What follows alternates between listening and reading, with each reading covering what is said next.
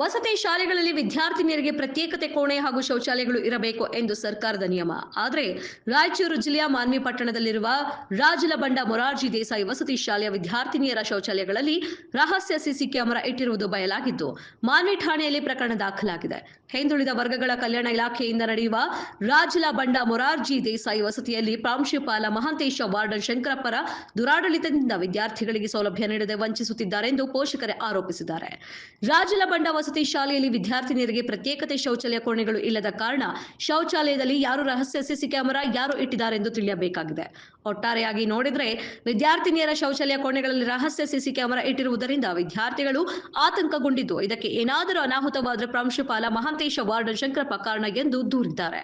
Bathroom ಶೌಚಾಲಯದಲ್ಲಿ ಕೆಲ ಕಿಡಿಗೇಡಿಗಳು ದುರುದ್ದೇಶದಿಂದ ಮಕ್ಕಳ ಒಂದು ವೈಯಕ್ತಿಕ ವಿಚಾರವನ್ನು ಗಮನಿಸುವ ಒಂದು ಚಿತ್ರೀಕರಣ ಮಾಡುವ ದುರುದ್ದೇಶದಿಂದ ಈ ಒಂದು ಮಕ್ಕಳ ಶೌಚಾಲಯದಲ್ಲಿ ಇವತ್ತು ಒಂದು ಕ್ಯಾಮ್ರಾವನ್ನು ಇಟ್ಟಿರುವಂಥದ್ದು ದುರದೃಷ್ಟಕರ.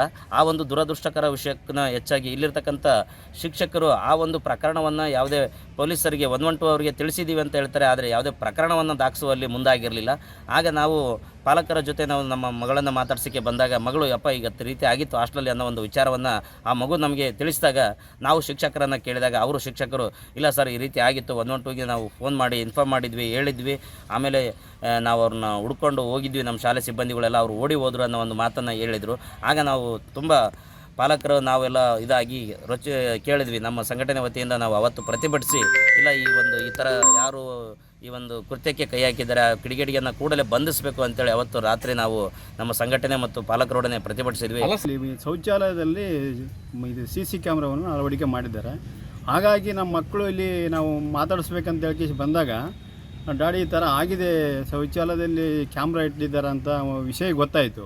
ಆವಾಗ ನಾವು ಪ್ರಿನ್ಸಿಪಾಲಿಗೆ ಮತ್ತು ವಾರ್ಡನಿಗೆ ಫೋನ್ ಮಾಡಿದಾಗ ಅವ್ರು ಏನೇ ಹೇಳ್ತಾ ಇದ್ದಾರೆ ಅಂದ್ರೆ ಇಲ್ಲ ರೀ ಅವು ಸಂಬಂಧಿಕರಿಗೆ ಮತ್ತು ಅವ್ರ ರಿಲೇಷನ್ಗೆ ಕರೆದ ಕೇಸಿ ಬುದ್ಧಿ ಹೇಳುವಂತ ಹೇಳ್ತಾರೆ ಸರ್. ಆದ್ರೆ ಅವನ ಮ್ಯಾಗ FIR ಮಾಡೋಕ್ಕಾಗಿಲ್ಲ ಅವರಿಂದ.